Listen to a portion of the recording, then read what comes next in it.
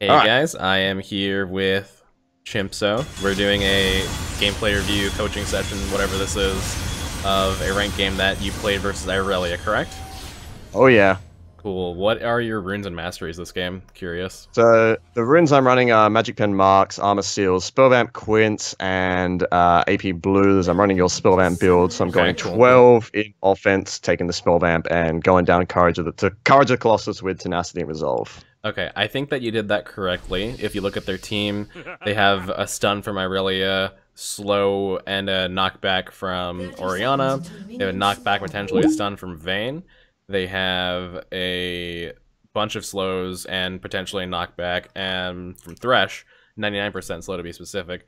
So your runes and masteries here are good. I think that generic spellvamp page that we've been running does pretty well here.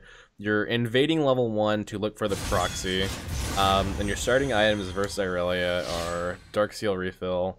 Yeah, everything's pretty standard so far. Minions have spawned. Is there any reason you decided to like enter the enemy jungle this early and proxy this way, or what's the train of thought here?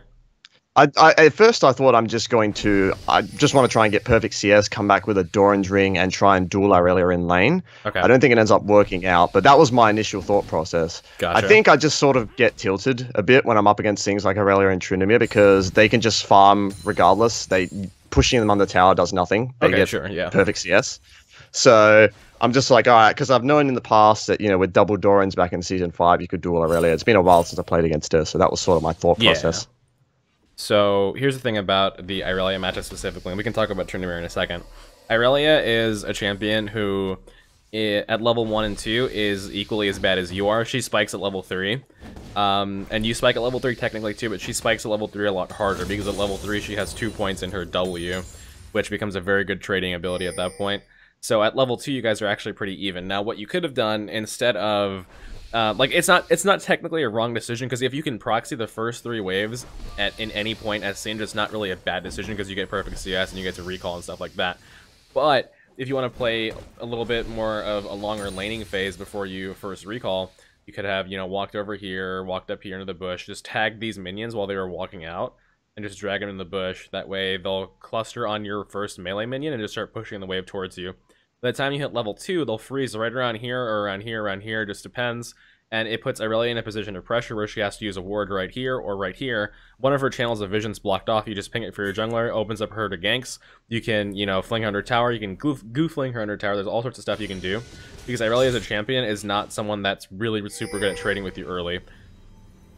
All right, yeah, I hadn't thought about it like that, actually. Yeah, that's pretty good advice. What I normally do is I just run out. If I'm not proxying, I run out and I poison the wave as it comes past the tower, Sure, and yeah. I just push it down really quickly. But I found that often when I do that, the enemy laner just freezes the wave in front of that tower. It gets them in a really good position to do that, and it opens me up. It puts me in that position instead of the enemy laner. So, yeah, I actually managed to get 4 waves there because Nidalee was invading the bot side jungle. I was wondering about that, but that's really good. That's really good map awareness right there. And that's also something that you can really only do whenever you have Spellvamp Quints that's taking 4 waves. You can do it if you're absolutely 100% perfect with like move speed Quints or AP Quints, but it's super easy with Spellvamp Quints in comparison.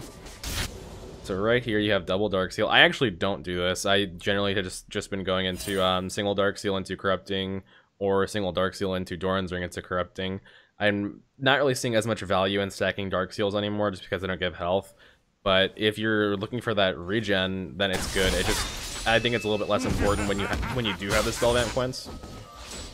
Yeah, what I was basically trying to do is because I'm like, I want to get some AP to try and duel Irelia. Okay. But, so if I get a Doran's Ring, I haven't upgraded my Corrupting Potion.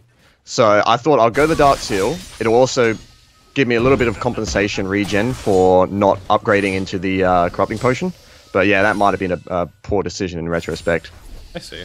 Yeah, Doran's Ring is definitely not... Doran's Ring, Dark Seal, and Refill Potion together, and then eventually getting that into a Corrupting Potion definitely is very good on Singed. Okay, so I want to go over this trade that you did earlier. Also, a lot of the time you can actually just straight up skip Doran's Ring and go into Dark Seal Corrupting and then just go into your Rylai's. It just depends on the flow of the game. If you are having an extended laning phase, and you're just farming around, you're proxying, they're farming under tower. If it's excuse me, a lane opponent that you can't solo kill, like a Cho'Gath, for example, Doran's Ring really excels because it lets you proxy essentially forever with spell vamp coins without ever needing to recall.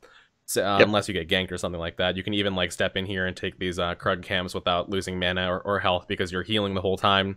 Then if you do take damage, you can just walk up here and catch the wave and heal to full health and keep doing it. And then you can even run down here and take these camps over here with Doran's Ring. And potentially you can contest their, or gank mid, yeah, and potentially you can contest their red buff too. So something to keep in mind. Okay, so this trade right here, I'm gonna slow it down a bit. She goes for the CS right here. That's something you always want to keep in mind versus Irelia is when you see a low health minion, assume she's going to Q to it and play around it. You get the stun on you, gets to auto attack, you fling her off, you get the shield, but then she Qs back to you and gets a lot more damage on. After you flung her, you could have put the W down immediately. You can actually buffer it a little bit. There's a slight period of time where you can buffer your W after fling to make it so you can Q really quickly after the fling. It's not instant. There's still like an opportunity for them to react. But always depends on how quickly the player is able to react and their cooldowns and stuff like that. Now, if you were to just fling and then instantly W, odds are she wouldn't be able to get the second Q on you and continue trading. I'm slapping myself in the face in retrospect. Yeah, I could totally have done that there, actually. That would have completely worked. But yeah, now I just fucking died immediately. She came out of nowhere. I didn't have it watered right there, and that sucks, so... Okay, so here's something to consider whenever you're playing. You have your one ward here available, and what you probably should have done as soon as Irelia flashed away is just walked right down. You see the flash right here? Right, just walk down and ward that immediately because you don't know where Nidalee is and it's pushed up. You don't have, a lot of health or mana, and you don't know where Nidalee is, but then she ends up showing up and killing you, right? Yeah, yeah. Also, after she flashed, you could have backed out and went the long way to ward, which would have been even better because then Nidalee would have... Because like, there's a chance if you walk through here to here, that Nidalee would have showed up right there to spear you, but if you walked around, then she doesn't have this whole like area to play with in terms of spearing you. She has to hit it from this angle, and you have a wall to dodge around. There's a chance she can't jump through the wall if she messes up. There's like a lot of different things that could have happened.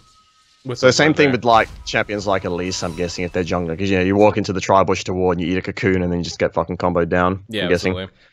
Yeah, good point. Yeah, absolutely. Also, with a corrupting potion there, you would have ended up having more health, and there's a chance you would have gotten away from the gank. If you had your W come up, you could have just walked away from her. Because she burned her flash on a gank earlier, if you notice right there.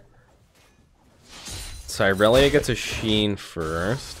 Yeah, I noticed that, and I'm a bit scared, and I don't know, I noticed she has it, and then I just, like, yeah, I'm gonna walk up, which is really dumb. Yeah, definitely, whenever she has a level advantage and a creep advantage, you shouldn't be poisoning these, by the way. You're poisoning these and pushing the wave back to her and letting her have an opportunity to freeze it. When ideally what you should be doing, since you're behind in terms of items and health and damage, is just letting that big wave that was up there push into you, freeze under your tower, and try and farm the best you can, fling her under your tower, something like that. That's a really good escape that you just did right there, though. But still, now the wave's frozen up here for the most part, right? Instead of pushing towards you. Well, yeah, I was just trying to get into a proxy. Okay, yeah, I see. Yeah, but it's all making sense to me now what you're saying. I really should have done that. I was doing that quite a bit in like early season 7. I was doing the whole lane freezing thing before Singed got reworked, but I guess I'm just getting cocky now that he's actually a bit playable. Yeah, he's definitely more playable now, and he's a lot better. But I've always been under the impression that proxying is situational. In the last few ranked games I played, I proxied for the most of the game because it was versus Cho'Gath and Jace, and those are two matchups where proxying in high elo is essentially mandatory. Cho'Gath, because in high elo you can never solo kill a good Cho'Gath because he just sustains forever, and Jace is just harasses you, so it's better to proxy in my experience versus like decent Jaces. What was I gonna say? Oh yeah, I was gonna talk about the Tryndamere matchup. So you are feeling like these matchups just kind of last hit and farm and outscale you, right? Yeah, it's just like inevitability. It's like when I'm playing Nasus against anything else. Nasus is another one, by the way. Sure, yeah. There's very few champions like that I would consider to be able to do that. Nasus being one of them, Irelia being... Not Irelia, sorry, Fiora being another. Jace, he can do that. Gnar definitely does do that. I don't think Irelia and Tryndamere are really up there, though. Again, just make sure you're putting your W down whenever you're fighting Irelia, because she's always going to Q you if she has a chance. But I really don't think that those two are like that, and the reason is because Bramble Vest now exists. Bramble Vest is like the perfect first item versus Irelia. Bramble Vest and like a health crystal or something like that. Even like a Doran Shield in their Bramble Vest, or Blasting Wand, Bramble Vest, anything like that. As long as you have that and a little bit of damage, a little bit of health, she can't like trade it. Preferably health, because if you have what do you call it? A health crystal, and that's 2 auto attacks from her level 9, or no, sorry, level 9 power spike, level 5 W that you negate, because it's 75 true damage per auto at level 5, and if you have 150 health from the crystal, that's 2 auto attacks that you basically negate just by having the health crystal. Yeah, absolutely. Yeah, I didn't think Bramble Vest as much against Aurelia. I mostly just try and build health against Aurelia because of her true damage. Sure, yeah, and that's definitely good, but Bramble Vest is an item that really counters people who heal and auto attack, and Aurelia is definitely both of those things. Trinity Mirror also heals auto attacks, so Bramble Vest is very good versus him. No, I think this is fine here.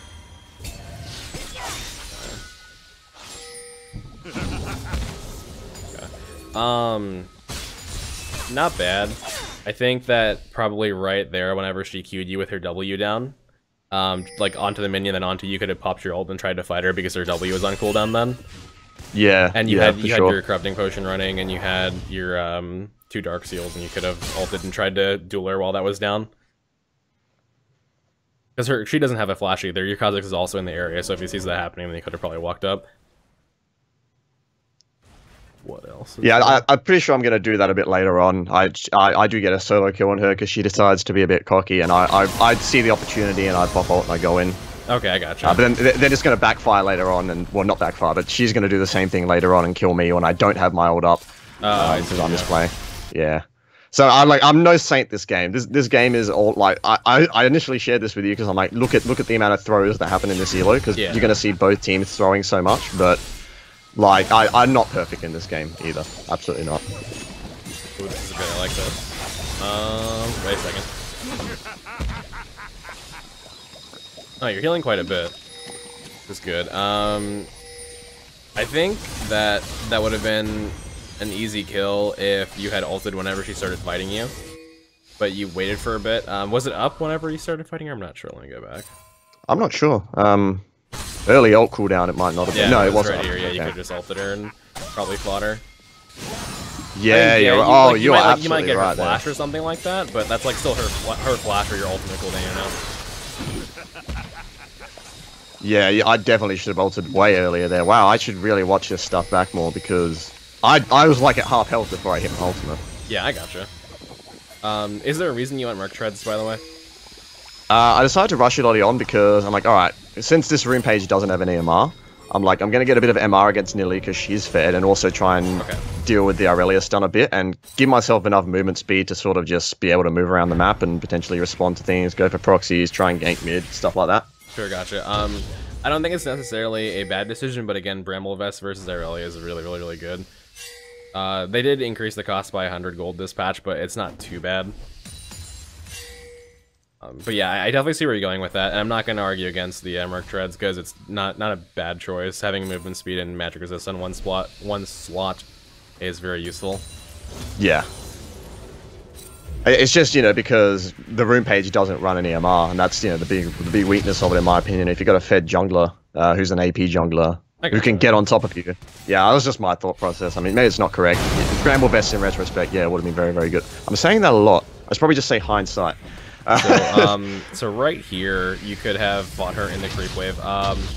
What you could have done is just put the W down so she can't use Q, and then while she has her W on, just kite her around in your goo and have her tank the minions, and then fling her at the end of the W duration so she's forced to use a Q to get onto you or onto a minion. It would have been a pretty decent trade. I can see why you didn't want to do it because it's going under her tower and she has to sustain anyways, but you would have probably taken a Corrupting Potion charge off of her, just trading Corrupting Potion for Corrupting Potion at that point, really. I think the thing was my ult was enough, so I was a bit apprehensive in wanting to get into a fight that far away from the tower. I gotcha. That's fine. But yeah, that is a good point, because I did have the big creep wave there. I'm noticing this a lot, is you like to keep your wards off cooldown. Make sure you're always putting those down whenever you have them. You have an extra charge here. You have one right there, but you can always put a second one down, like over here. Especially this is a good spot versus Nidalee. If she's doing the crab, you'll notice if she's trying to jump over these walls over here, you'll see her. Tribush, always good. Just wherever you can put the wards down is good. Over here, if you're proxying, you can try and get a ward like deep in her jungle over here. You can even put one like back here. This is a good spot versus a lot of junglers like to path that way. Let's see here. One thing you can be doing right now, since Oh, I do actually get a ward there, a deep ward down there. Okay, yeah, good. That's good. But it's sort of a bit bad. Yeah, spot's a bit weird. I'm not sure why it does that. I think I was trying to get it to show me the Wraith camp, but I sort of fucked it up. I gotcha. Yeah. So this is fine. Let's see. Okay, so after you take this wave, I'm assuming you walk mid. That's what I would do. Okay, so right here, you can do a few things here. You can walk here and take this camp because you waited like a few seconds, like 5 seconds over there for these to spawn. You could have walked down here and taken this camp. You could have been doing this camp. You could have been ganking mid because she's pushed up. There's a whole lot of different things that you could be doing here besides just waiting for the wave to spawn. You know, you kind of don't want to be just waiting around for creeps to spawn, because then by the time you got done doing any of those things besides ganking mid, if you took this camp or if you took this camp, you would have had enough time to just walk back over here and take this camp too. Then you would have been up EXP and potentially CS on Irelia, because this gives like 10 CS alone. This camp, this gives like 7 over here. Yeah, that is a big mistake in hindsight, because mid was perfectly open for a gank right there. Normally I would do that, but I guess in this game, maybe the Irelia was tilting me. I don't know, but yeah, that was pretty bad. I should have done that. And like the chicken camp is very, very easy to get. Yeah. You don't even have to get the big one. You can just poison and kite back the small ones, and you still get like 60 gold. I gotcha. But yeah, that was just bad. Yeah, good point. Okay, so blasting one, that's good. I think. Are you going Rallies first? I'm assuming you're going Rallies first. Yeah, I'm like. I initially bought a Negatron cloak, then I undid it because I'm like, no, I don't want the Negatron cloak. I want to be able to potentially fight Irelia in lane, and it's actually going to allow me to get a solo kill on her soon, because she underestimates my damage. So it was actually a bit of an item dilemma there, and I set on the blasting wand and ended up being the right choice here. Okay, so right here, whenever she tries to fight you, I would just ult immediately, because she's in a really bad spot. She's all the way up here, and you have all of this space over here to fight in. Kind of hesitated on the ult, so she got a little bit of extra damage on you. But it's not the biggest deal in the world, because I'm assuming you end up winning this fight anyways, but it's just like an efficiency thing. If you use your ult sooner, then it's off cooldown sooner. With the cooldown, that was a good kill. With the cooldown being as long as it is recently, then definitely useful. Yeah. This is good. Okay, so here's my suggestion. She doesn't have... Oh, no, never mind. You actually don't end up pushing the tower. That's good. I thought you were going to walk over here and recall, but this is fine. Oh, wait, JK. Yeah, you, definitely walk back and hit the tower, because she doesn't have teleport. Yeah, that's a good idea. Because in the amount of time that you spent over here, like catching the wave, you could have just pushed this tower down. Maybe it would have been like 100 HP or something like that, but you could have done a lot of damage to the tower. Blue team's turret has been destroyed. Also, in case Irelia were to like walk up here and try and fight you in the lane or something like that, Kha'Zix is over here. You guys could have just cheesed her. Yeah, that's a good point. Okay, so Rylai's is finished. That's good. Because they're both finishing your first item at the same time, with the advantage to you being that you have boots. Okay, so they got a kill. They got 2 kills actually. I cancelled that. I think that was I think a tilt TP as well. I'm like, I gotta do something because my bot lane is feeding. Yeah. That's like, no, that's a bad choice. Yeah, I think they canceled there was fine, because Thresh still had ult somehow while they got 2 kills.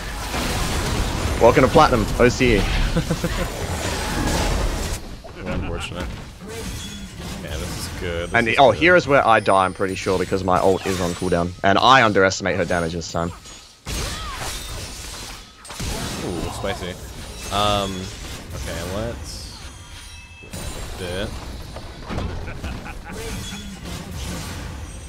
So whenever Irelia has finished Triforce, this right here is her single biggest power spike in the entire game. She never gets stronger than this point right here, because with having a Triforce in the low levels, in addition to her true damage, she's able to burst really hard. As you saw, even like whenever you have a lot of HP and have, you know, your sustain and you have like armor runes, she's still going to be able to burst through it, because that's her only power spike basically, besides having the Sheen power spike earlier. Blue team's turret has been destroyed. Yeah, that was just pure a misplay by me. Like, if my ultimate was up there, I could have definitely made something happen, but without it, I'm just like, yeah. And I knew it too. I'm like, I don't have my ultimate up. Should I really be going for this? I'm gonna harass her on the tower. Then I chase too far, and yeah, gotcha. Bad. Yeah, I mean, even from just the beginning of this game, this was even if you had won this game, which you didn't. This game would have been really hard to win because your other lanes are feeding, and you're gonna have games like that. There's just nothing you can do sometimes where your other lanes lose and you can't carry. It just happens. It's going to happen. It's always happened. It's gonna keep happening. Yeah, it's a little bit worse now because solo play means less overall, but it's still relevant, right? Like not as much as it used to be, but you can still affect games. At least better than we used to be able to with these Singed changes, which is very welcome. It's definitely much easier now than it was the beginning of Season 6 when I was still playing Singed, that's for sure. Sure, this is true. Okay, so right here, what's your thought process right here? Look at this screen and tell me what you're thinking of doing in this game. I'm not actually sure. I think I had wards up, so I was looking to potentially drop some wards in the river to try and get some vision, see if anyone was coming down for me. Yeah. Yeah, that would probably be what I was thinking here. Okay. You have to be very careful right here because you don't have any vision. Your team doesn't have any vision at all. You have 2 wards up, so I think, yeah, you're going to go ward up here. Is there a reason I'm pretty sure that's tag that right there? This warding thing? No reason. Oh, I think I do. No, I don't. No, I had no reason at all. If it's up and you're walking into a river, try and either tag it this way to watch for junglers, tag it this way to see if the top laner is waiting in a bush to cheese you, this way to see if there's wards that you want to clear for your mid laner. Just whatever the situation calls for. So in that situation, I would have tried to watch for the enemy jungler. Whoops. Oh, doing this with no vision of the jungler, CHIMPSO, what are you doing? How much health did she live on, actually? Okay. So she lived on about 180 HP.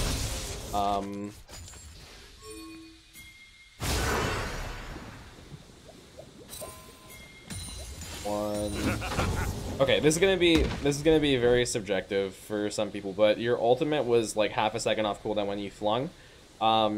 If you had waited that half a second, ulted, and then flung, there's a chance that Irelia would have died to the combined damage before she managed to kill Kha'Zix, or even after she killed Kha'Zix, because she lives on a very low amount of HP.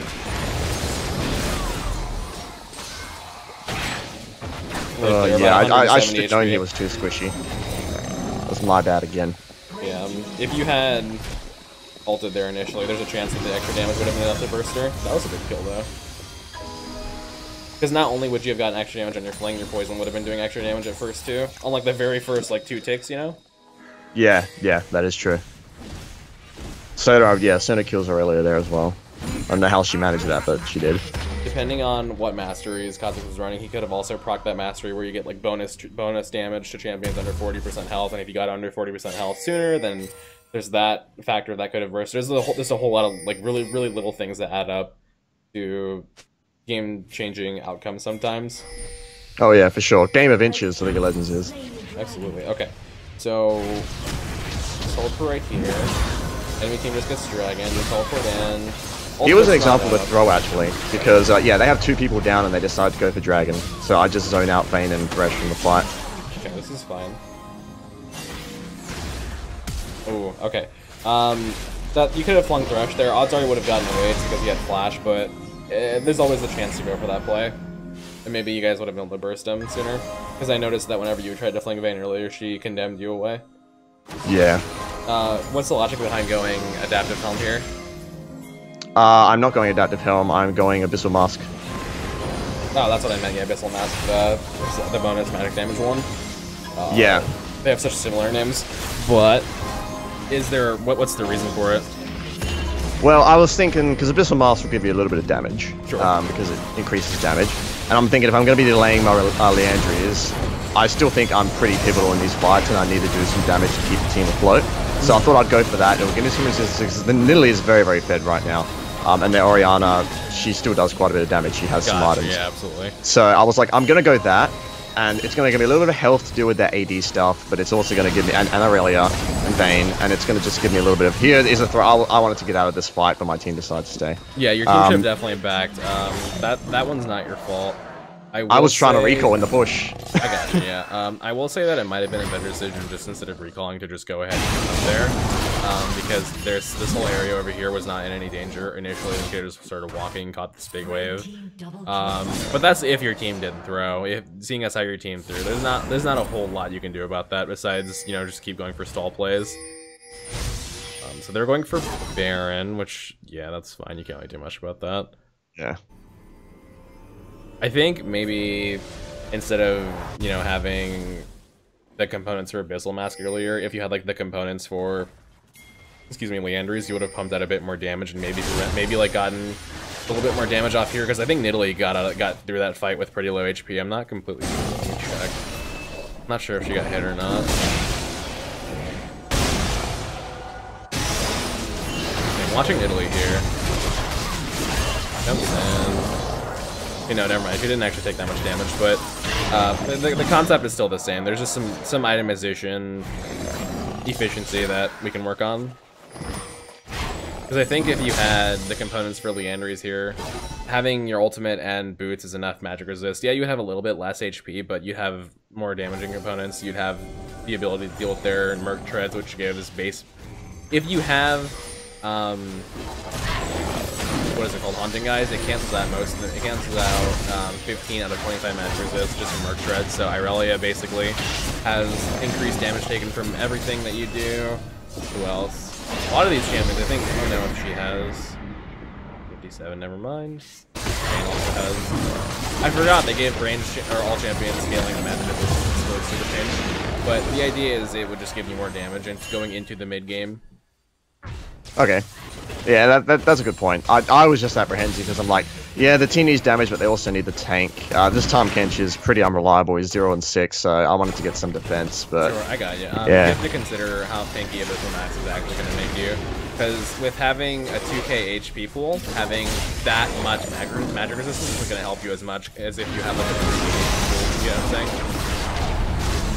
And here's another throw by the enemy team. They get Baron, but 2 people are still in base, and 3 of them decide to group up, so I'm just going to go for it. Okay, good catch, good catch.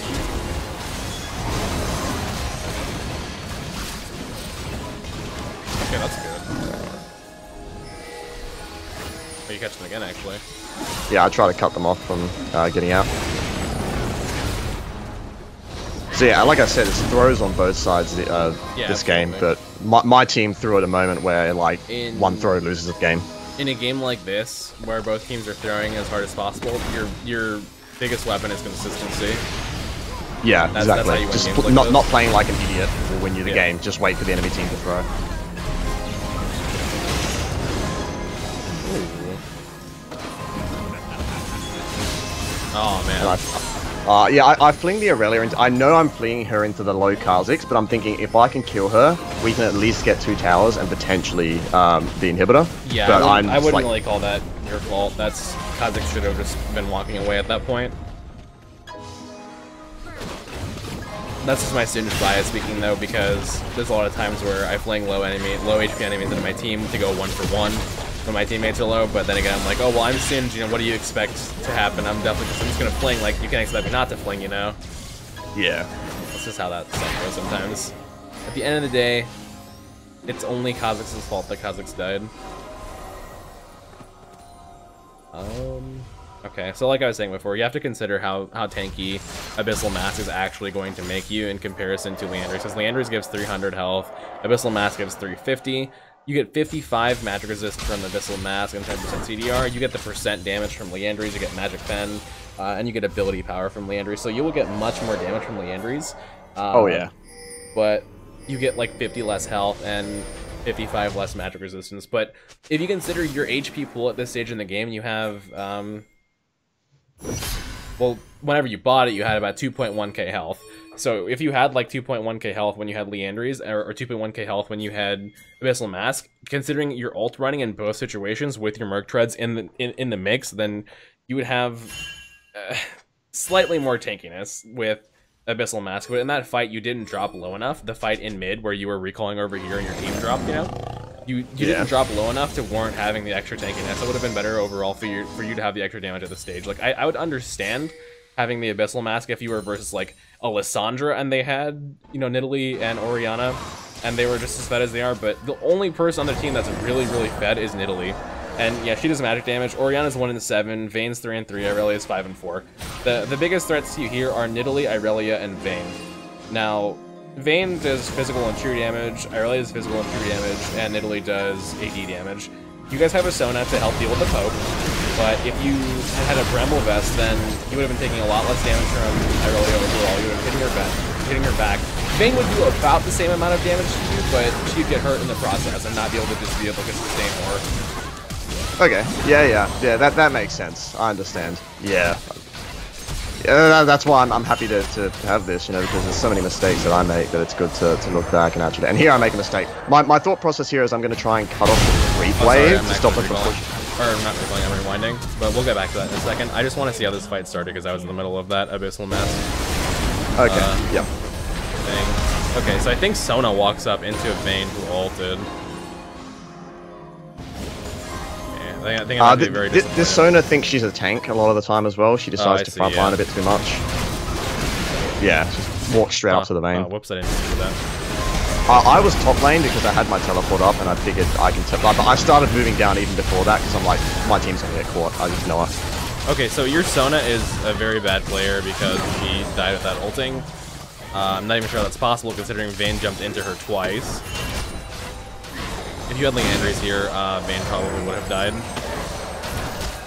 Oh, I knew there was a ward there! Bloody Aurelia teleported to it, for fuck's sake. Yeah, if you were going to go for that proxy play to stall the creep wave, the better way to do it is to walk up and around this way, because the creep wave is up here. Like, look at where you pop out right there. If you had walked up and around, you would have been right about here, and I think you would have been able to catch the creeps at the exact same spot. Yeah, for sure. In a situation like this, even if you don't know the wards there, this is a very risky spot to walk through because Vayne has Condemn and you're walking against a wall that she can access. She can't access this wall up here, but she can access this one right here. I think I was just tilting a bit there, because, like, I should have recognized that was a bad play. But I'm just like, I gotta try and salvage, but yeah, fuck it. Gets to you. So, Chain Vest and Blasting One, what's the logic behind these items? Okay, I'm building into a Leandry's now, but I don't have much armor, and Vayne is becoming a problem. So I decide I'm going to get the Chain Vest, but I'm going to go into the Leandry's. So I get the Chain Vest, and I'm building the Blasting One to build into the Leandry's. So I'm just going to get the Chain Vest first, for my Stone Plate later on, but I'm going to complete the Leandry's before that. Okay. I don't have much experience building Stone Plate. I'm not even sure if it's that good. I built it once or twice. I don't think it's a very fun item, so I don't build it personally. I just don't know how good it is. I know that... I built it quite a bit. I gotcha. I know that other Singe players, specifically I know that Singe for 20 is not doing that right now, Stone Plate. I know Akilo, he might be. I know the 2 Korean Challenger Singe players are doing it. And YG, YS, whatever the fuck his name is. But they also build full tank Singed. I think maybe versus that team, them having as much true damage as they do, and stickiness, that going into Dead Man's Plate might have been better. But then again, the thing that's kind of throwing off your build is Abyssal Mask, because Abyssal Mask is just taking up a slot that you put a lot of gold into early on, where you could have had a Leandry's and then had a Chain Vest and a Giant Spell here, instead of having a Chain Vest and a Blasting Wand, because you would have already had Leandry's, and Abyssal Mask wouldn't have been a factor because you don't necessarily need it here. Like, it doesn't hurt to have it, but it's not optimal. You know what I'm saying? Yeah, I understand. The build that I typically tend to go, if I'm ahead, like if the game's going very well, Rylai's, Leandry's into Stone Plate, I find has worked very well for me. Okay. But yeah, in this game I'm just like, I can't really do that because I need defenses, but I want to still do some damage. Yeah, it was very awkward for me. You're right, the Abyssal Mask was a doozy. I knew it when I was building it, but I just thought I had to do it. Gotcha. So I can see the logic behind. I'm just trying to like think about Stone Plate right now because I don't have a lot of experience with it. But I'm thinking with you having Courage of the Colossus, it kind of nullifies a lot of the need for Stone Plate, doesn't it? Because you get the shield, which is kind of what Stone Plate technically does for you, anyways. It gives you extra health. I'm not sure. I'm just not seeing that. Maybe I just don't, because it slows you down too, doesn't it? I don't know. My logic was always just that, you know, you get a bunch of health from your Rylai's and Leandry's, and you build the Stone Plate, it gives you balanced resistances, and it just makes you, it basically snowballs you. It makes you unkillable in the team fight while still doing quite a bit of damage once it wears off. So I don't know, maybe I'm incorrect. It's just what I'm trying out at this point. I do not know what the is doing without them here. What I always like to consider whenever itemizing for standards, I always consider the fact that you're never going to fight without your ultimate, ideally, and I like to itemize around that. So, because you have so many resistances in your ultimate at this stage, you have 60 each, which is about what Stoneplate gives you, without having the passive activated. I'm going to pause right there, actually. So that was a good play, by the way. That I don't think that was my team's fault. That was just a really good play by the Irelia and the Orianna right there. Okay, I gotcha. Because we were all grouped up around the Sona to heal. Yeah. So very nice of them to do that. I can't fault them for that. So here's what I think about Gargoyle Stoneplate, right? Is it gives you about the same amount of resist that you get from your ultimate, but it actually gives 5 less. It gives 55, 55. If you are in the middle of, what is it, like 3 or more people, you get that, like, double that amount, I think, or what? Like, what's? I think it only gives 40 of each. Is it 40 only of 40? each, actually. Yeah, I'm pretty sure they changed it. So it gives 40, then it goes up to 80 if you're in between like 3 people. Yeah. Okay, so it really doesn't give that much more than your ultimate then, and you're not getting any health. It reduces your damage and it makes you slower and it makes your hitbox bigger. Like, yeah, it gives health technically, but it gives health based off what you already have. It's health that's tied to an active. Now, if you had like a Dead Man's Plate here, you would have, because like magic resistance is not as valuable this game as like initially like what we thought, then having that Dead Man's Plate would have given you persistent HP that you don't need to rely on the cooldown for, would have given you movement speed, along with your Irelias and Leandries, and the ability to have the slow on your active if you ever need to. It gives you a little bit of extra damage if you need to burst someone. It's, I don't know, I like Dead Man's Plate a lot, personally, on Singed right now. I think it's a really good item. Maybe I'm biased against Stoneplate, but I don't see the benefit of Stoneplate on a character like Singed as much as a character like fucking Cho'Gath or Dr. Mundo, I guess. Yeah, for sure. I get that completely. Okay. That is a good point. Maybe I should reconsider that. On Dead Man's Plate, I find myself going Randuin's more often because like 80 carries build a lot of crit. I mean, look at this Vayne. I mean, she's pretty much almost maxed out crit. Yeah. But I mean, yeah, I don't really. I found that Dead Man's Plate has really fell to the wayside for me. I always feel a bit weird when I buy it. I just feel like it doesn't do enough. But I mean, you make a good point for sure. Sure. So here's the thing about Randuin's right now, right? There are a lot of champions that are building crit, but Randuin's is kind of in a weird spot because of how much better Thornmail is in a slot per slot comparison. And with Singed kind of really valuing movement speed with how he is as a character, like Dead Man's Plate and Thornmail together, I feel like make a better combination in most games versus Randuin's and Thornmail, if that makes sense. Because I feel like with Randuin's, you really only want it versus characters who like really crit, like Gangplank and Tryndamere and stuff like that. Maybe versus AD carry, yeah, I can see it, but they're not going to crit as much or as hard as a Gangplank or a Tryndamere is going to. Really? I mean, Tryndamere, yeah, but I think they'll crit more than a Gangplank. I mean, yeah, I'm not arguing with you. I'm just a bit curious. Well, they'll crit more often, but they won't crit as hard. And oh yeah, okay, yeah, I get you. Randuin's is percent reduction, not flat reduction. So technically, you'll reduce more damage from a Gangplank than an AD carry. Like, yeah, it's kind of semantics at that point, but considering Singed as a character and considering how Dead Man's Plate works on him and how good Thornmail is right now, I don't see a lot of space for Randuin's in his build. That's just me. Like that's what I think. Different Singed players will probably tell you different things. I just don't see a lot of space for it unless I'm playing versus like a Tryndamere or a Gangplank. Even versus Tryndamere, I haven't been building it just because of how strong Thornmail is versus a lot of these characters. Sure. Absolutely. I get a Bramble Vest against Tryndamere early in lane. But yeah, I should be doing. Yeah, Irelia. I'd never thought about building against Irelia. Well, I mean, it's always occurred to me like maybe, but I just find I want more health. But no, you make a very good point about that. Okay. Definitely. And yeah, the Randuin stuff, I do see what you mean there. It's just an item that they've hit pretty hard over the last 2 seasons in terms of nerfing it, because it used to be like the end all be all tank item. So right there, that was can't do much about that whenever everyone pumps up. It's a hell of a heal. So they got 2. 3 are alive. They're probably going to Baron here. No, they're not. This spot's pushed in, okay. Oh, no, they are actually going to Baron, and that's going to be another example of a throw. Oh, okay. I'm excited.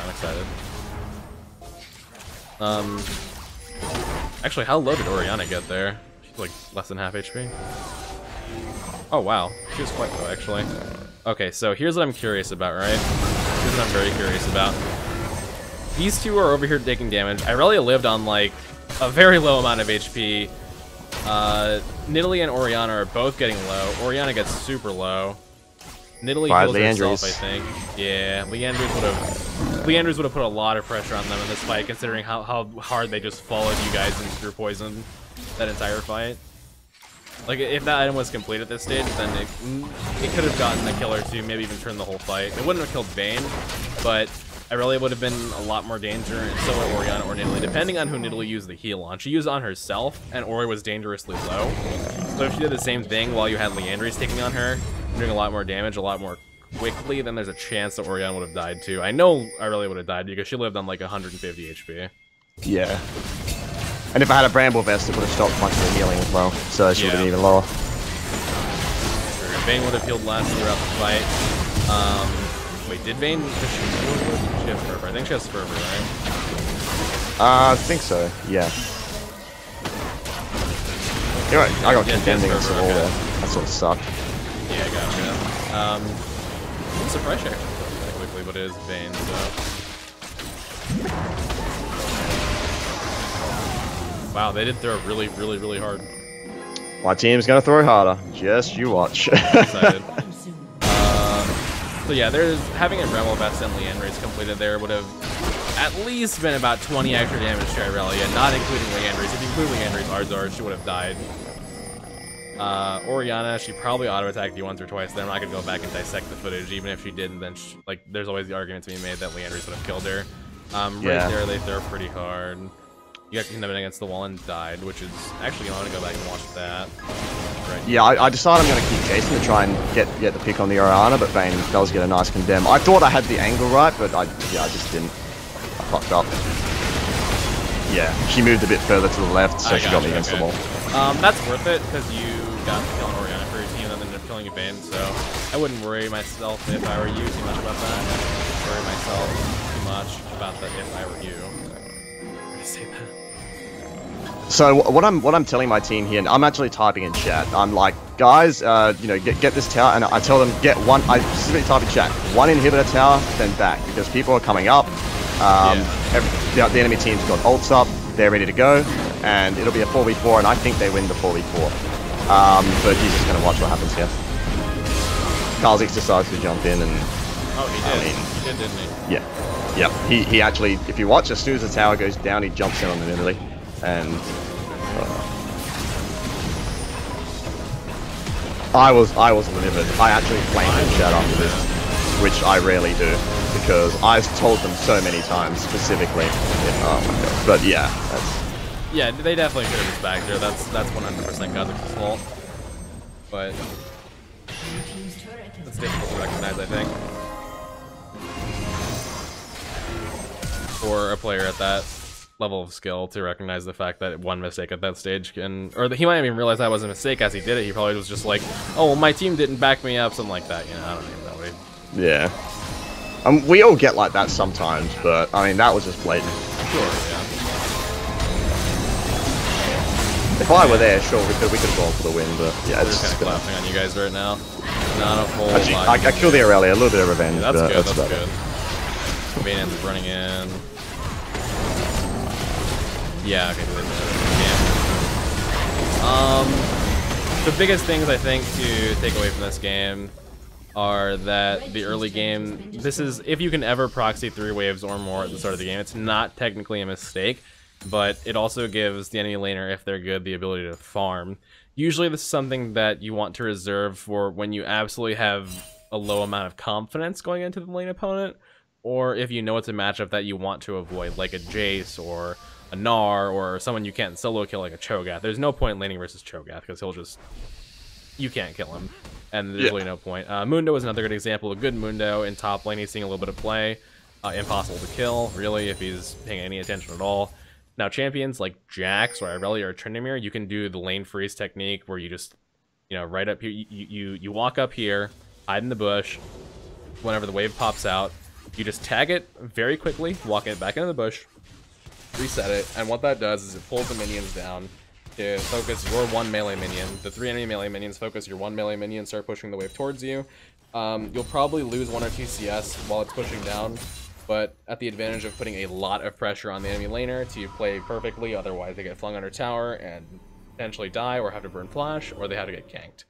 That's the biggest thing. The second thing, itemization, Bramble Vest into IRELIA's Leanders I think would have been really good here. Early Merc Treads was fine. That's probably all you needed for a while though, considering that you guys did have the healing factor from Sona to counteract the Nidalee poking with the 10 kills she had and AP from that. But I think the Sona healing would have been adequate. Okay, yeah, that's a very good point as well. I hadn't played much. I don't see mid Sona all that much. Yeah, so but yeah, you make a very, very good point there. I should have definitely itemized differently. Yeah, your guys' team comp is less than optimal because of the lack of burst from having an actual mid laner. But at the, I think it would have been okay. I'm not gonna say that you would have won if you did those things, just because of how hard the throwing was from both sides. But odds are it would have been a little more in your favor. Can I just ask a quick question, because it's been bugging me and I need an honest answer? Go for it. How much did I contribute to the throws of my team? Well, let's see where the big throws happened. We can just dissect it. Pretty sure the first the second dragon was the first big one from the enemy team. This one right here, Sure. that I'm looking at? Yeah, that was from the enemy team actually. Though it looks like a little bit further forward. Near the Baron is where the second one happens, yeah. Oh, up here? Yeah, it looks like, yeah, the Okay. bunch of kills before that, I think, maybe. Oh, this up here. Okay, let's see. So they get this kill. You're gonna walk down, I think, and start channeling your recall. Okay, you ping back. They know they should be backing. They don't back. Die. Okay, that one's not your fault. They're just being stupid. What you could have been doing though was just being I'm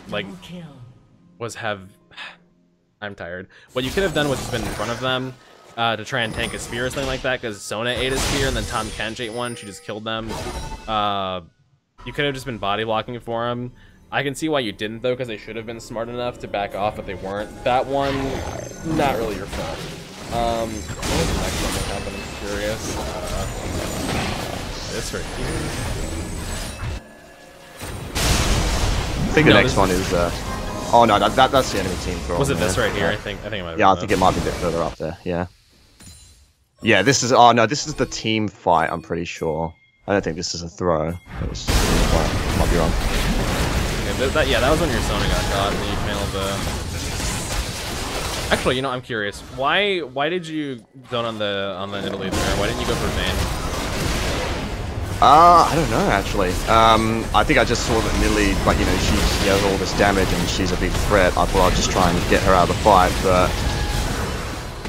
Yeah, I could have gone on the Vayne. I guess because Irelia was there, but yeah, I probably should have still. If you flung the Vayne, you probably would have gotten the kill, because what's-her-face, Kasana ended up ulting her and doing like 300 damage to her. And then she walks in and poisons you right there. Yeah, if you flung the Vayne, that was a kill. I think they end up pushing with that. No, they got to fall back in and getting the I'd be an idiot and die there. Yeah. And yeah, I think the last stop was just at the end. I mean, I was dead for that end fight, so. You always want to try and know who your priority targets are. In this situation, the priority target is Vayne. Vayne and then Nidalee. Nidalee because Nidalee's falling off at this stage, and Vayne's a bigger threat right now. But I can see why you went for Nidalee, to try and like peel her off your team and stuff like that. But Vayne's a bigger threat, and that's what your team was going for. You have to be on the same page as them. Yeah, I agree. Good point. Next throw is right over here, I think. No, this is the enemy team's Baron throw. Oh, whenever you guys caught them. Okay. So yeah. Right after you Yeah, in the last fight, I think I was dead, and that was. Oh, it might be there, is it? Red team's turret has been destroyed. What's that? Oh yeah, this is where they're not backing. Yeah. You can't really control this. Your team's being really stupid here. But games like then they ping you. Okay. Smart team. Wait, did you have teleport there? I'm sure. I think I did, yeah. I don't think it would have made a difference though, considering how quickly your Kazakhs died. Yeah, literally as soon as the tower went down, he jumped in. I watched the replay before. Like the tower goes down and he immediately jumped in. Yeah. Yeah, I mean, there's no time to react to that. By the time your team's dead, your TP would have been done channeling. There's not much you can do there. And games like this, they're going to happen, no matter how long you play. Even Faker can't carry, you know, platinum games 100% of the time. It's just not going to happen because teammates are too good. Yeah. It just tilts me. That's why I'm not playing any more ranked today. I'm like, I'm on tilt today. I'm just gonna, I'm not gonna play ranked. Fuck that. Yeah, it was a bit of a painful game, but yeah, thank you. I learned a lot from this for sure. I mean, I have been prioritizing the Andrews a lot more recently, but in this game, I don't know. I just decided not to for some reason. But yeah, I mean, I thought my team's behind. They need a tank because they don't really have a tank, but I also need to do damage because, you know, your items weren't technically wrong, but I think the order in which you built them was wrong. I think going for Stone Plate was also wrong. Like, having Abyssal Mask in this game is not the worst decision, but I think the timing that you bought it at was wrong. Yeah. Like, if you had it later in the game, sure, that's fine. That's when Orianna started getting more damage, or started getting more items, but having it as early as you didn't really help. That is, yeah, for sure. Looking back, I should have just gone for the Leandries, but I mean, it's always good to think like that when you look back. But I mean, yeah, I really thought that rushing it during that game would have actually been bad. But I mean, looking back, yeah, it would have definitely been good. Absolutely. Well, I am actually going to go ahead and cut off this recording. Is there anything you wanted to say before? I guess take this as an example to learn from my mistakes, and learn from both my team's and the enemy team's mistakes. And like in your latest commentary, you had the same thing. I watched the video, and you're like, I'm pinging back. I'm saying go back, and my team stays, and they die anyway. Johnny, other Johnny, not you. Yeah. He used to say that a platinum Ezreal's greatest thing, like. All a platinum Ezreal wants to do is just sit in mid lane and just chuck Qs out for no reason with no vision, and he gets caught and he dies. People just stay so much, they overstay in this elo and they throw games. It's very tedious. I'm gonna get through it eventually, but yeah, anyway, learn from my mistakes. Learn from the mistakes of everyone. Focus on your itemization, efficiency, and your laning a bit, and you'll get D5 no problem. Yeah, I got there once. I'll get there again. All right, man. Well, good luck. All right. Thank you very much, man. Appreciate it. Later.